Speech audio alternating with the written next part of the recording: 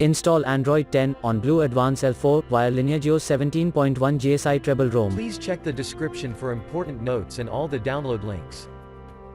First download ROM and GApps packages, then transfer the downloaded files to the phone storage. Link is in the description below. Step 2. Boot your device into TWRP recovery. Once in TWRP, click on Wipe, Advanced Wipe, and select the check boxes, as shown in the image, excluding internal storage.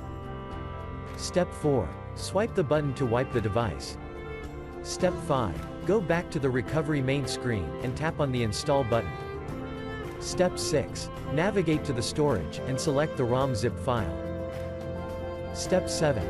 Finally, swipe the button on the screen, to install ROM file. Step 8. Flash the GApps zip package, in the same manner. Step 9. After GApps flashing completes, select Wipe Cache and Dalvik from bottom left side of screen, and swipe to wipe. Step 10. When the flashing process is complete, hit Reboot System. That's it, you have successfully installed the ROM on your device.